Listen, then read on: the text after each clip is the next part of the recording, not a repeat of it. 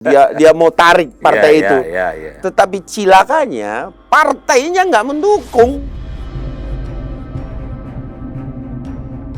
Tadinya mereka terpisah itu. Terpisah dong. Oke. TPU kan bukan RS Ya. gitu loh. Mereka terpisah tadinya kan. Ini ketemu di satu titik. Kemudian terjadi orkestrasi di sini. Terus berlanjut sampai dengan sekarang. Abang jadi tertarik gak untuk melihat ijazah Pak Jokowi? Bagi saya, setiap orang berhak untuk tidak menunjukkan sesuatu. Tetapi ketika kemudian, ayo tunjukin ijazahnya. Ya, yang mana? Jadi ada pemikiran ke sana kan?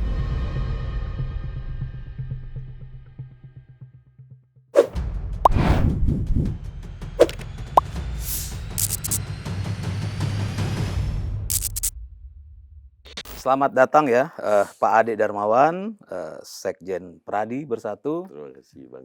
Yang belakangan ini lagi bukan viral lagi, tapi sudah banyak dibicarakan terkait mengenai baju biru ya. Siap.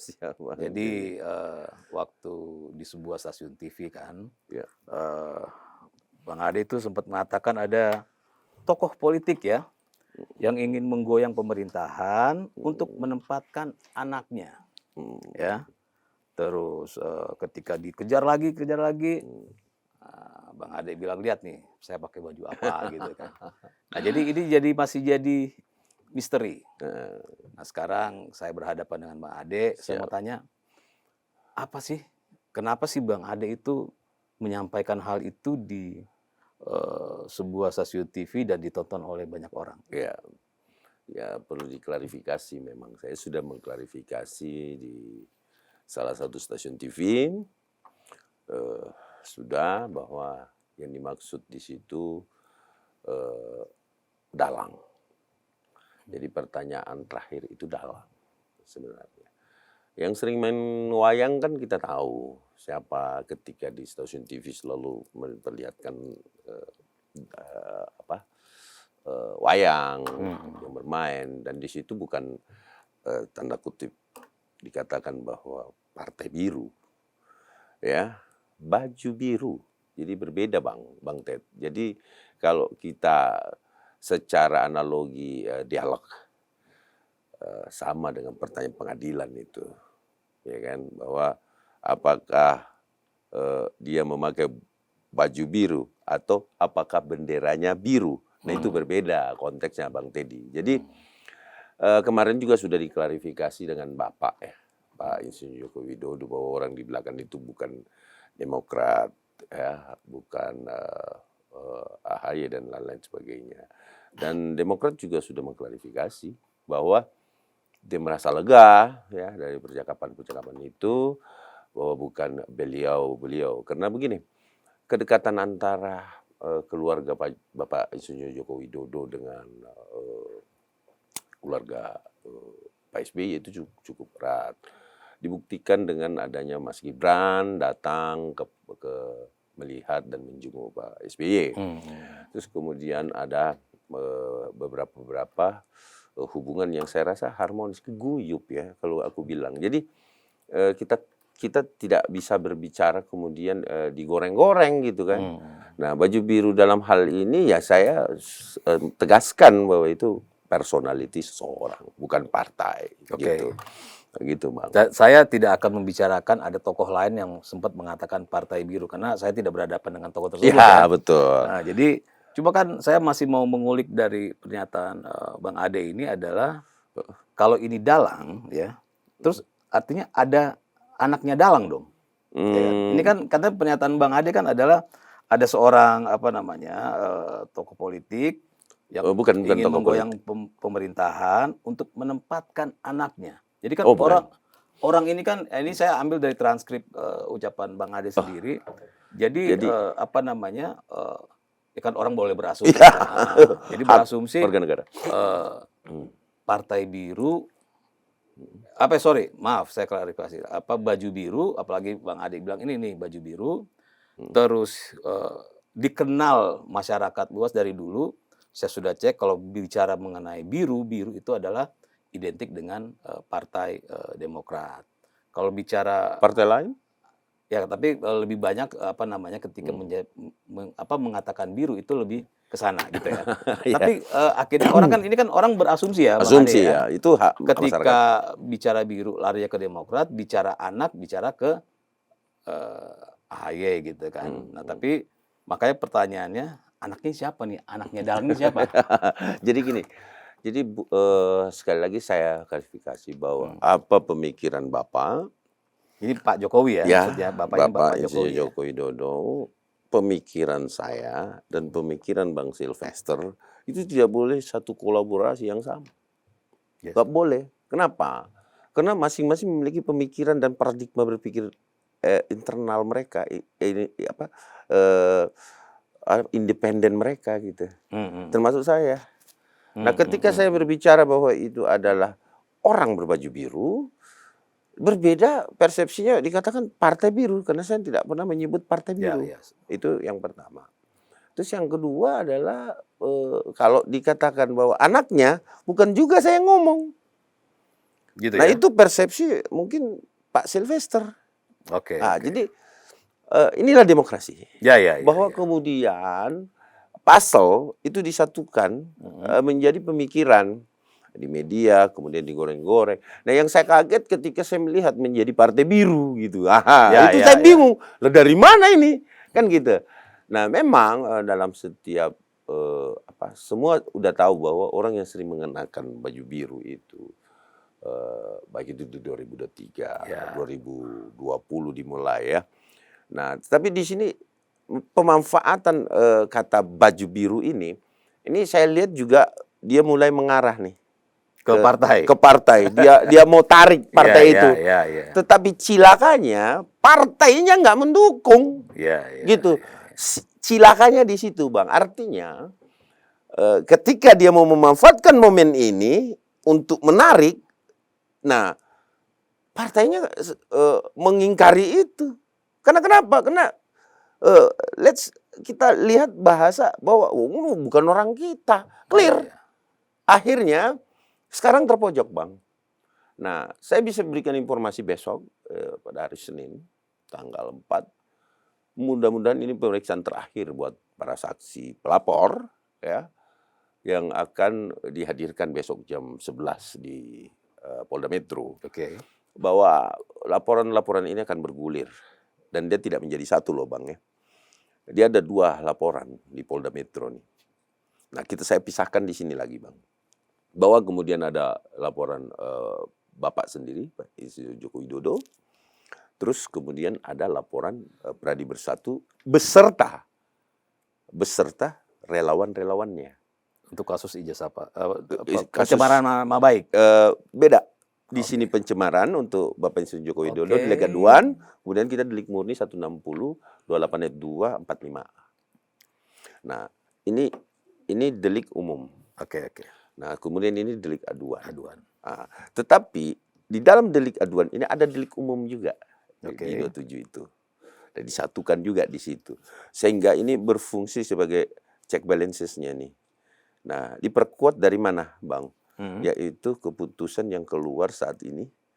Dan saya dapat suratnya juga dari sosial media. Dan ada yang ngirim ke saya juga. Gelar perkara yang dilakukan TPUA.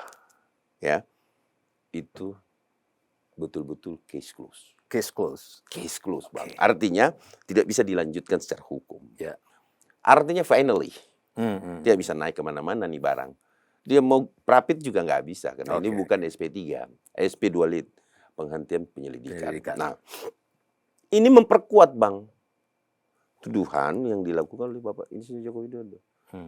Terus kalau kita mau berbicara otentik, Bang. Saya dari kemarin narasi ini adalah narasi liar yang luar biasa, sangat menyakitkan. Coba jelasin apa itu. Menyakitkan untuk bangsa kita, menyakitkan untuk pendukung-pendukung Bapak Jokowi itu sendiri. Oke. Bahwa kemudian narasi biadab yang saya sebut adalah menghukum seseorang berijazah palsu, mengulik-ngulik keluarga orang, termasuk anaknya, ya, ijazah Mas Gibran, terus kemudian bahkan sampai kepada ibu, ya, Bu Iriana. magister manajemen dari Ibu Iriana. Kalau abang menjadi Pak Jokowi, seperti apa bang? Biadab kan? Ya. Artinya sangat-sangat saya rasa kesantunan, ketimuran, adat istiadat, adab dan lain sebagainya sudah hilang bang. Ya, membenarkan memaksakan suatu penelitian yang minor. Kenapa saya bilang minor? Analog. Ijazah ini kan ijazah analog. Dia ke fisik. digital. Dia ke digital. Menyalahkan sandi. Sementara data yang kami dapat, postingan Twitter beliau tahun 2020. Itu udah dimulai. Itu. 2020. Sorry. Bang Roy sudah memposting itu di Twitter. Itu yang pertama. Fotokopian. Entah dia dapat dari KPU atau dari mana. Ini diorkestrasi tahun demi tahun. Luar biasa kan? Sangat jauh. Gitu, panjang kali. Nah, inilah yang saya anggap, jangan-jangan kan yang saya sebut adalah dalang baju biru. Ini kan orang. Nah, tetapi saya tidak bisa mentendisi, oh iya adalah dalang. Nanti dibuktikan di pengadilan. Di pengadilan. Okay. Di pengadilan nanti akan terungkap, Bang. Okay. Siapa yang konteks siapa nih? Kita bicara yang menariknya gini. Dimulai dari seseorang yang bernama RS ini. RS ini. Kemudian timbul yang namanya RS lagi. Roy Surya, lalu timbul RS lagi. RS lagi. RSS. Ya. Oke. Kemudian timbul lagi Dr. T. Ya kan? Timbul lagi AB. AS. Kemudian ES. Timbul tuh, Bang.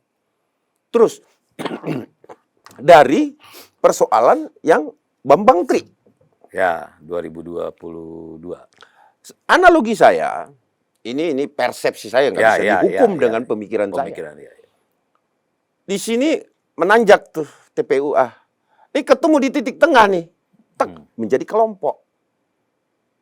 Tadinya mereka terpisah itu? Terpisah dong. Okay. TPUA kan bukan RS CS. Gitu loh. Mereka terpisah tadinya kan. Ini ketemu di satu titik.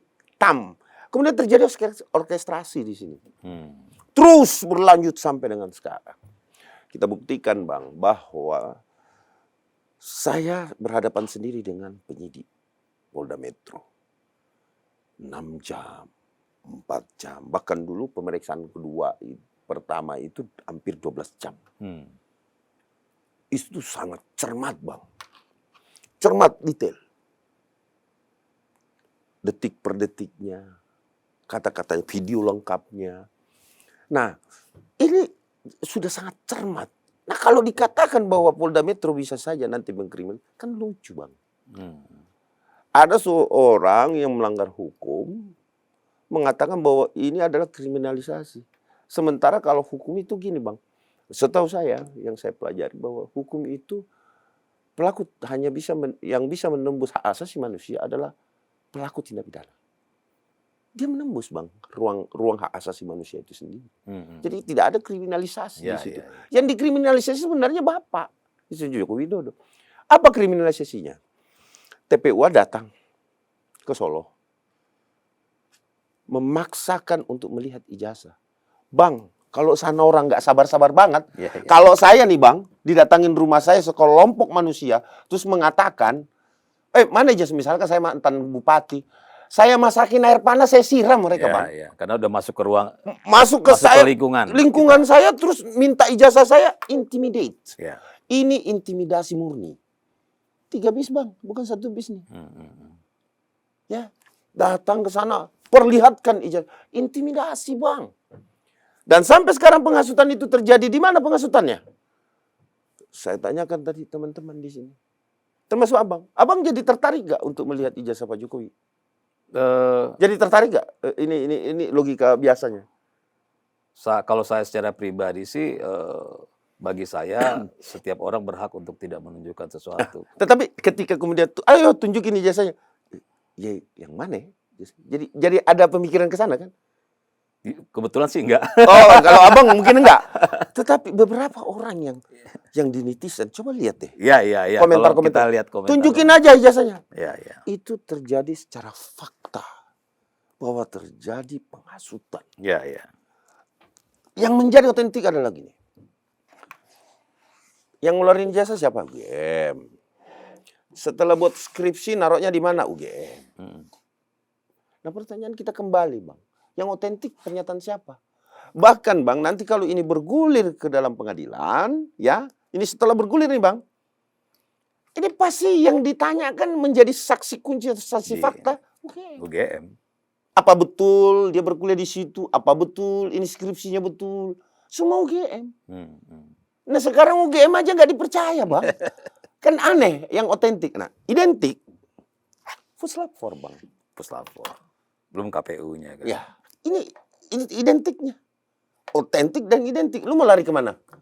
Ibarat satu tindak pidana, ini udah kekancing, Bang. Iya, gitu. iya, iya. Nonsen. Nggak akan bisa. Saya balik lagi tetap ke soal baju biru nih, ya. Ini kan Pak Jokowi tadi benar katanya, Bang Ade kan bilang bahwa pisahkan antara statement. Pak Jokowinya sendiri kan sudah menyatakan dia tidak pernah menyatakan bahwa itu baju biru. Dia tidak pernah mengatakan itu kan. Nah, akhirnya kan orang berpikiran, lalu ini Bang Ade ini kok berani-beraninya menerjemahkan ya ucapan Pak Jokowi. Nah, ini kita bicara perspektif orang ya, pandangan orang ya. Kok bisa menambah statement Pak Jokowi dengan ada kata biru, ada kata-kata yang tidak pernah diucapkan oleh Pak Jokowi. Nah, apa sih tujuannya Bang Ade? Saya melihat aja statementnya Pak Jokowi enggak kok. Ya, apalagi tidak melihat kan? Orang kan ini saya misalnya bertentangan dengan Bang Ade nih. Saya bilang gini, Bang Ade aja nggak ngelihat, nggak mendengar. Saya belum menonton pada saat itu. Kemudian pertanyaan itu timbul ke saya. Lalu akhirnya mengatakan bahwa dalang. Nah, berarti ini ada terpisah. Pak Jokowi pun tidak bicara, Bang Ade akan bicara seperti itu. Artinya kalau Pak Jokowi sama sekali tidak membicarakan ada tokoh besar ya yang ada di belakang masalah ini, Bang Ade tetap akan membicarakan masalah baju biru. Kalau saya ditanya dengan apa yang menjadi intuisi pemikiran personal saya. Garis bawahi lagi. Ini adalah personal saya. Mengatakan bahwa baju biru. Kenapa? Karena yang saya tahu bahwa ada seseorang yang sering menggunakan baju biru. Dan itu intuisi saya, personal. Ya. Dan tidak ada kaitannya dengan pernyataan Bapak. Dan Bapak pun sudah mengatakan, oh bukan partai tertentu kok. Clear kan? Ya, clear. Sebenarnya clear. Jadi ini personal. Kemudian Pak Sylvester dengan personal dia. Nanti saya akan bicara dengan Pak Sylvester. Ya kan itu. Jadi jangan kalau saya lagi berhadapan dengan Bang Ade, saya nggak akan menyinggung kemana-mana ya kan. pernyataan orang lain. Sama gitu dengan kan. Bapak Jokowi kan. Ya, Jangan disinggung juga. Artinya Bang Ade mau menjelaskan bahwa pernyataan Pak Jokowi itu terpisah dengan pernyataan Bang Ade ya. Itu jadi clear ya. Nah, lalu Bang Ade kan sedang membicarakan mengenai mengenai ijazah Pak Jokowi gitu kan. Orang-orang kan akan bertanya nih, urusan ijazah Pak Jokowi apa urusannya dengan tokoh politik yang ingin, ini kan pandangan ya dari apa statement-statement Abang, apa urusan ijazah Pak Jokowi dengan urusan pemakzulan Mas Gibran gitu. Karena dalam statement itu kan ada ingin menggoyang pemerintahan untuk menempatkan anaknya gitu. Nah, ini kan orang berpikir ke Gibran lah. Ini kan kita lagi rame soal itu kan. Ada dua yang lagi rame kan.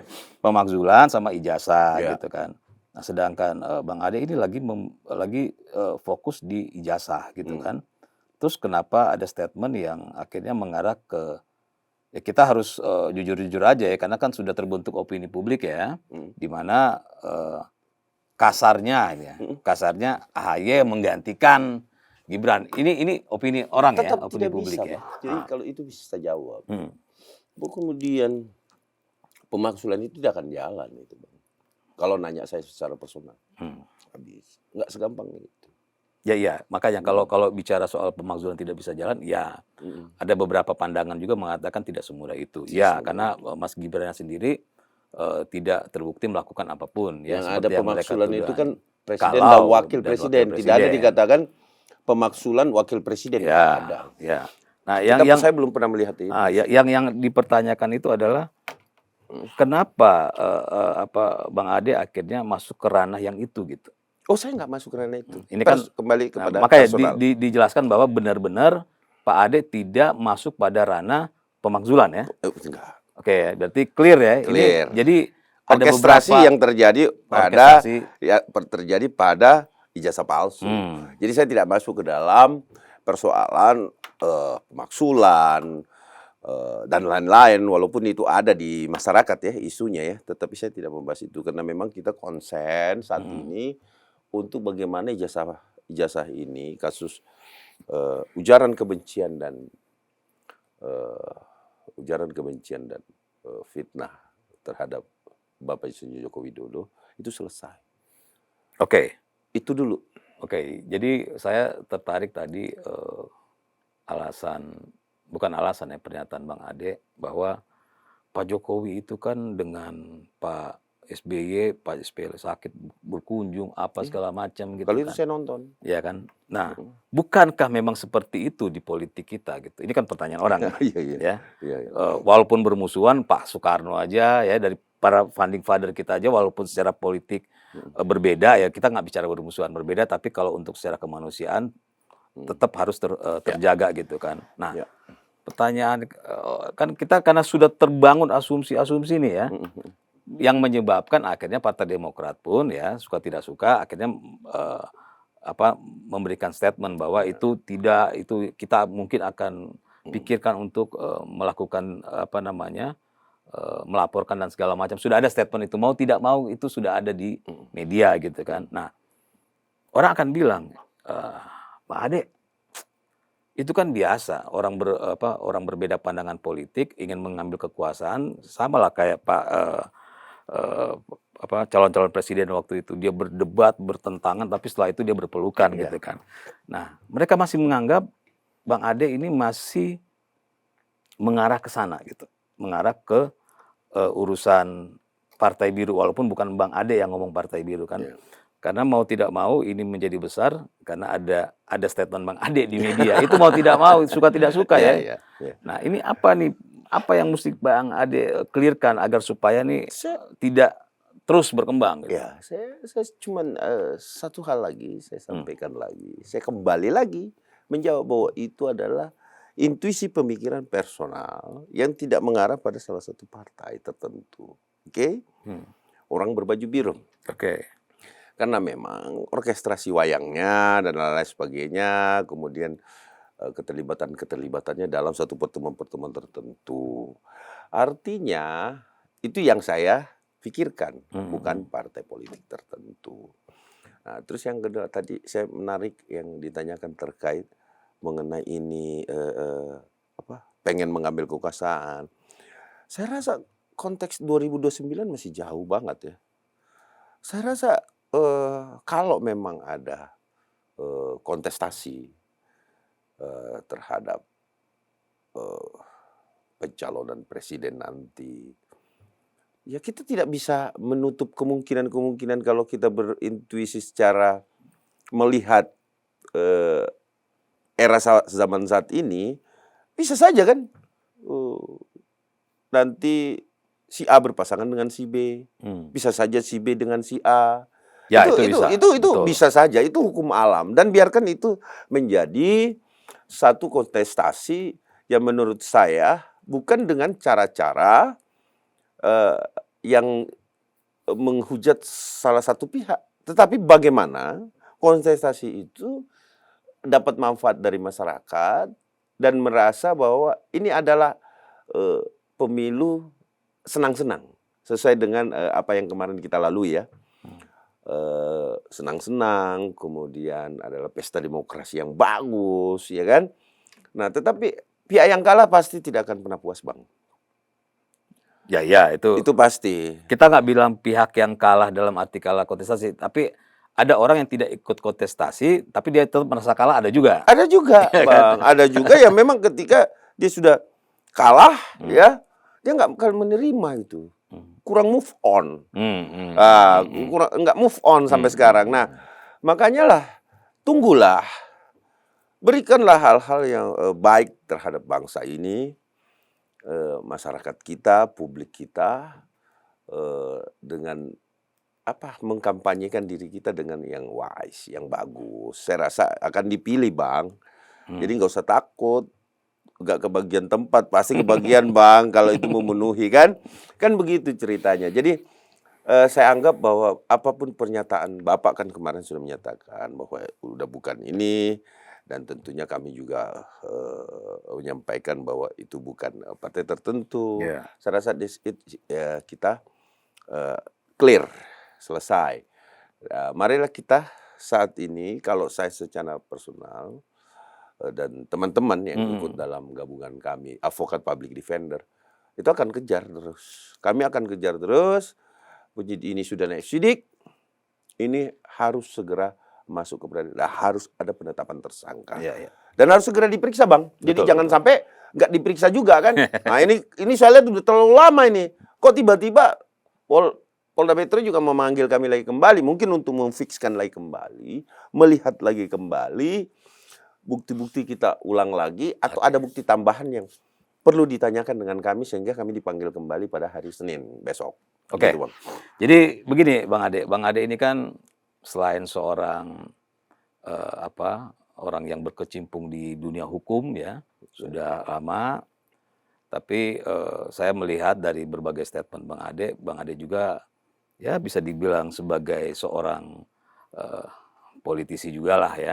Artinya sudah membicarakan sesuatu di luar dari hukum, gitu kan. Nah, makanya kenapa ada orang, saya bilang wajar ketika orang menyambung-nyambungkan seperti kata Bang Ade tadi bilang, kan. Karena apa? Pertama, ada statement dari Pak Jokowi. Sebelum statement dari Pak Jokowi, ada statement dari Andi Arief, ya, kalau nggak salah. Dia mengatakan Pak Jokowi tidak elok, ya, melaporkan masyarakat karena dengan pencemaran nama baik dan berita bohong. Nah, itu ada statement dari Andi Arief yang akhirnya orang akan menyambungkan nih, gitu, ya, bahwa loh, memangnya kenapa kalau kalau Pak Jokowi melaporkan seseorang, apalagi Pak Jokowi sudah bukan sebagai presiden, gitu kan, dan beliau kan punya hak sebagai warga negara untuk melaporkan. Tapi kok kenapa dianggap tidak elok, gitu, ya, oleh Andi Arief, ya. Nah, dari situlah baru akhirnya ada pernyataan Pak Jokowi, tiba-tiba ada pernyataan Bang Ade, ada pernyataan Bang Sylvester, ya. Ya, akhirnya orang puzzle ini disatukan. Wah, ini nih maksudnya nih, karena sudah ada sudah ada jalan ceritanya pas nih, tepat nih, gitu kan. Nah, walaupun Bang Ade sudah menceritakan bahwa orang berbaju biru itu bukan Demokrat, tapi karena ada cerita ini, ya, dari Andi Arief, lalu Pak Jokowi, lalu Bang Ade, belum yang lain, gitu kan, akhirnya orang bilang, oh, ini nih maksudnya. Nah, ini bagaimana Bang Ade menghadapi kalau nanti akhirnya berhadapan dengan orang yang mengatakan, bagaimana Pak Ade pandangan dari Bang Andi Arief nih? Bang Andi Arief udah menyatakan nggak elok loh, sedangkan Bang Ade yang pengacara Pak Jokowi, kan, yang melaporkan ikut melaporkan, kan. Artinya kan yang dilakukan oleh Bang Ade nggak elok dong, gitu. Jadi gini, kalau itu saya belum pernah lihat, ya, postingan Pak Andi Arief, belum. Jadi saya nggak pernah membaca itu, saya belum pernah melihat, saya baru dengar hari ini. Jadi gini, Bang, kalau berbicara bahwa melaporkan itu tidak elok dan lain-lain sebagainya, betul. Tetapi sangat betul, saya mendukung kok. Untuk apa kita laporkan warga negara kita? Tapi ingat, Bang, kalau posisi itu kembali lagi saya sampaikan kepada pihak yang mengatakan bahwa tidak elok, didatengin 3 bis, ya, datengin 3 bis nih, bukan 1 orang nih. Kalau datang itu cuma 5 orang, nggak apa-apa, Bang. Ini datang kayak menyerang, gitu. Kayak, bahkan yang ironis, Bang, gantung Jokowi. teriak di gang itu. Oh, di gang yang banyak orang. Di gang suka banyak ngumpul. orang gantung Jokowi. Habis itu mengintimidate melihat ijazahnya. Pertanyaan saya, Bang, apa yang abang akan lakukan? Fair. Ya. Mungkin juga Andi Arief tidak melihat itu. Berarti Sehingga, ya, saya yakin itu. Andi Arief tidak melihat itu. kalau Andi Arief melihat Dia melihat itu, pasti dia dukung, Bang. kalau Andi Arief melihat hal itu dan masih menyatakan hal seperti itu, Saya artinya yakin tidak. Andi Arief nggak elok dong. Saya yakin enggak. Hmm. Saya yakin betul Andi Arief tidak melihat itu. Oke. Sehingga dia membuka pernyataan itu. Karena mungkin yang gembor-gembor saja yang dilihat. Karena tidak semua juga yang menonton kan. Setiap perkembangan yang ada. Contohnya saya juga tidak terlalu banyak melihat. Saya hanya sepotong-sepotong saja. Oh, sudah ketika ada media yang memanggil, saya coba berikan penjelasan, kemudian kami beradu argumen, itu hal biasa. Ya, ya. Tetapi tidak semua juga konstruksi detail kita mau tonton kan. Oke. Nah, tetapi kalau diposisikan dengan kita, Bang, kalau itu Ibu Mega, Bang, nih kalau itu Ibu Mega yang didatangin 3 bis digituin, Bang, waduh, Selesai. habis itu, Bang. Habis, Bang. Bakar-bakaran itu. Iya, iya, iya. Coba aja datangin ke rumahnya Ibu Mega minta ijazahnya. Rame-rame teriak terus minta gantung Ibu Mega. Habis, Bang. Iya, iya, iya. Wah, pendukung Ibu Mega militan, Bang. Ya mereka ada beberapa orang menyatakan begini, Bang Iya, Ade. Bang. Kalau menyerang Pak Jokowi pasti nggak ada efeknya. Kata Iya. orang begitu kan. Iya. Karena pertama dia nggak punya partai. Oke. Seorang Joko Widodo tidak memiliki partai. Dia hanya memiliki orang yang mencintai dia, Bang. Yaitu relawan-relawannya. Yang notabene bukan partai politik. Representasi seorang rakyat biasa, Bang. Bang, seorang insinyur Joko Widodo bukan presiden, Bang. Seorang insinyur Joko Widodo bukan orang kaya, Bang. Tidak memiliki fisik militer, Bang. Dia adalah kita, Bang. Ya, ya. Saya, kawan-kawan saya di 98, yang ikut turun ke jalan, yang satu bangku dengan saya bisa meneteskan air mata, Bang, kalau saya bicara 98, Bang. Sama kita ngerasain. Iya. Bagaimana mereka dipentung, Bang. Hanya untuk memperjuangkan apa, Bang? Mereka memperjuangkan hak-haknya di mana orang tuanya, Bang, nyebokin kerbau supaya bisa sekolah, Bang. Iya, iya, iya. Itu 98 dan itu terasa betul di kita, Bang. Miris, tapi saya tidak cari panggung di 98, Bang. Jangan. Saya cuma ngurusin, saya punya kampus kena lemparan batu, kaca pecah, habis itu kami disuruh keluar sama senior, keluar kamu, yang tidak keluar kasih celana dalam. Kami keluar kemudian ikut demo. Nah itu, Bang. Jadi dia adalah kita, Bang. Iya, iya, iya.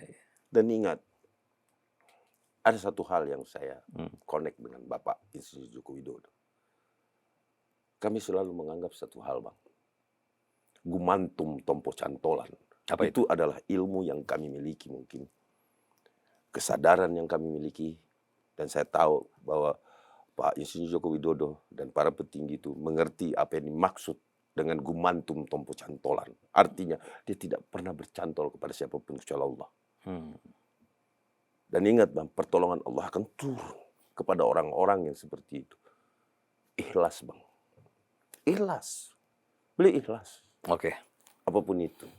Oke, terakhir ya sebelum nanti saya persilakan Bang Ade untuk menyampaikan statement terakhir. Tapi pertanyaan terakhir saya adalah berarti Bang Ade mengklarifikasi ya bahwa bahwa tidak ada urusan statement Pak Jokowi dengan statement Bang Ade, apalagi dengan statement Bang Silverster itu sesuatu yang berbeda. Terpisah, Bang Ade tidak pernah mendengarkan apa pernyataan Andi Arief, ya, dan tidak ada pernyataan Bang Ade yang mengatakan bahwa untuk menempatkan anaknya dari dalang ini. Nggak ada ya. Enggak. Artinya itu clear semua ya. Clear. Oke. Clear. Jadi saya pikir cukup ya. Bang Ade sudah Bang. banyak menjelaskan. Mudah-mudahan ini bisa jadi pencerahan bagi yang menonton. Saya persilakan Bang Ade untuk closing statement. Oke. Closing statement saya adalah bahwa Jokowi atau Bapak Insinyur Jokowi adalah kita. Kita semua Tidak ada perbedaan. Dia adalah masyarakat kecil yang dipilih oleh rakyatnya untuk mewakili kita. Berhenti menyakiti. Dia tidak akan berbuat apa-apa. Disakiti pun. Dia tidak berbuat apa-apa. Tidak ada tendensi. Yang meminta terhadap kekuasaan dan lain-lain sebagainya itu rakyat. Kita semua. Yang meminta dia menjadi presiden. Bukan orang karbitan. Yang nggak tahu kalau pemilunya nanti itu akan menjadi DPR yang menentukan. Tapi kalau pemilihan langsung rakyat, dan itu satu jasa dari siapa? Bapak SBY. Saya bangga dengan Pak SBY. Kenapa? Ingat loh, pemilu pertama demokrasi Pak SBY ya loh. Betul. Betul-betul dipilih rakyat. Dan makanya Pak SBY juga punya hati yang sama. Sama mereka itu.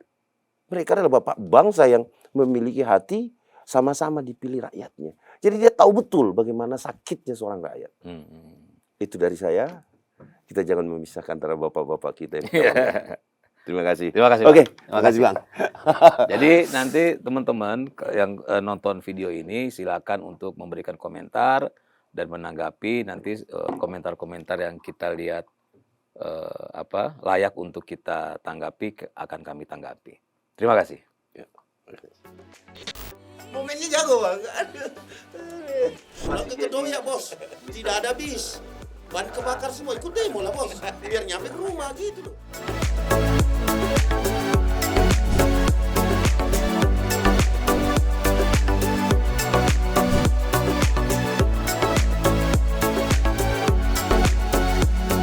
Saya lulusan UKI jadinya. Dari Untar karena takut bang, kami pindah di UKI. 99 meledak lagi, ikut lagi bang. Aduh kacau, bener-bener luar biasa memang.